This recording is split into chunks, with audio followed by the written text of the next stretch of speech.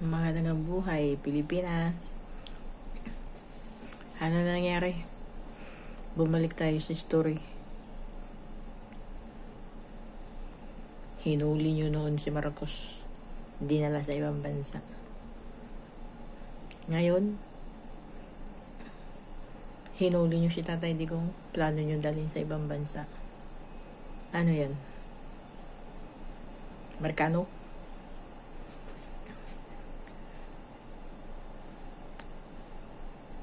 Hindi ba? Kung ano man ang binoto ko noon, hindi ako nagsisisi. Bakit? Pinandigan ko lang na ako isang Pinoy. Kaya kailangan ipakita ang pagiging Pilipino. Ngayon, kay sino pang presidente at senador at mga yan, mga mayor, mga kung ano-ano, tayo rin naman ang kumakayo din, di ba? Panahon nga ng Yolanda Nising kong duling. Wala akong nakita. OFW ako. Panahon ni Pinoy yun. Tapos hut-hut ng hut-hut sa mga OFW kung anong kinakaltas. Ngayon, balik tayo. Hulihin nyo si Tatay Digong, dalhin sa ibang bansa.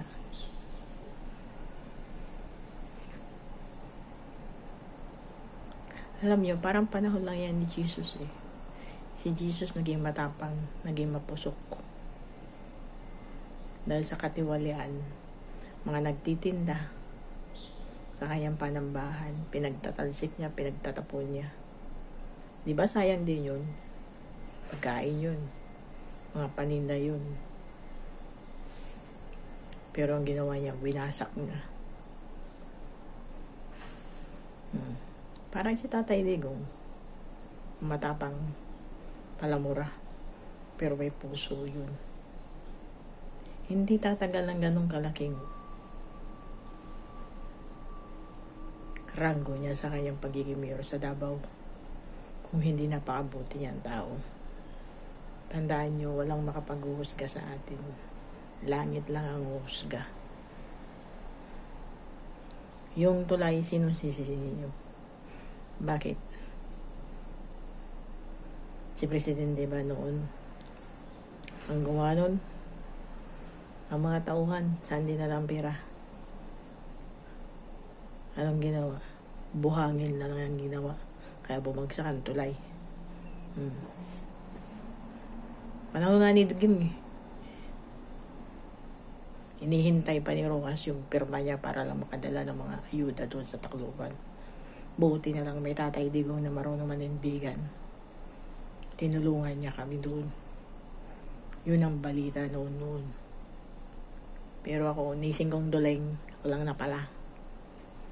Buti na lang, uso dito ang utangan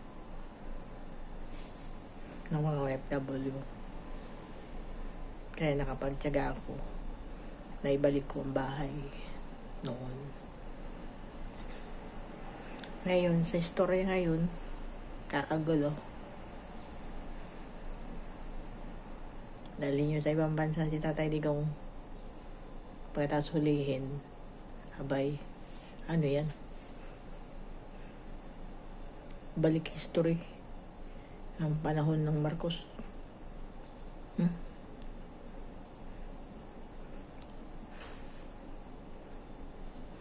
Alam mo lang, sa mga magagaling dyan,